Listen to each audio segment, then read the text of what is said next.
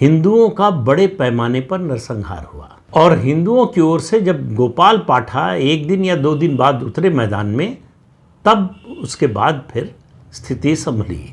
उस समय सोहरावर्दी थे मुख्यमंत्री। उन्होंने खुली छूट दे रखी थी। जो दंगाई थे, जो पत्थरबाज थे, जो हत्यारे थे, उनको खुली छूट मिली हुई थी। पुलिस उनकी ओर देखती नहीं थी, पुलिस उनकी ओर रोकती नहीं थी।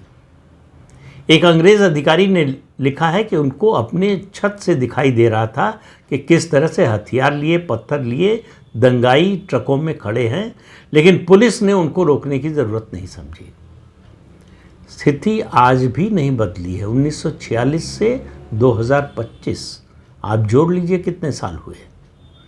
और तब देश आज़ाद नहीं हुआ था। आज देश आज़ाद है। आज देश में कानून और संविधान का राज है, ऐसा हम मानते हैं।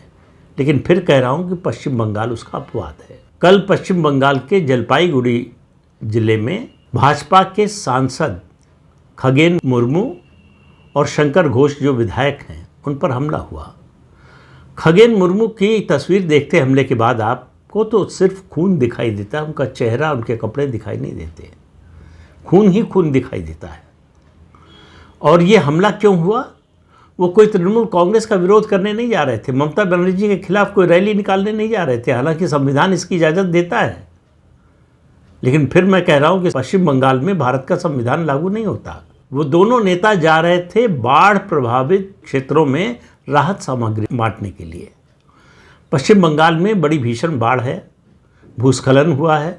पहले तो ममता बनर्जी ने कहा कि ये आर्टिफिशियल बाढ़ है। 2 तरह की बातें आई कि ये केंद्र सरकार ने आर्टिफिशियल बारिश करवाई है। फिर कहा बांध का पानी जो है छोड़ दिया गया, जिससे जो है पश्चिम बंगाल में बाढ़ आ जाए।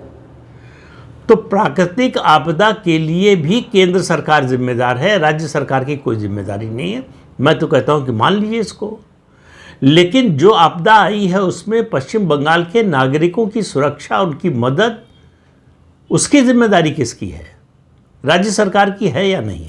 लेकिन कोई पूछने वाला नहीं है। केंद्र में भारतीय जनता पार्टी की सरकार है और पश्चिम बंगाल में आपको मालूम है तृणमूल कांग्रेस की सरकार। ममता बनर्जी मुख्यमंत्री हैं, 2011 से मुख्यमंत्री हैं लगातार, और अगले साल मार्च अप्रैल में फिर से चुनाव होने वाले हैं विधानसभा के। लेकिन जनमानस पर क्या असर होगा इसका, इन हरकतों का, सरकारी पार्टी के कार्यकर्ताओं का, इसकी कोई चिंता ममता बनर्जी को नहीं है।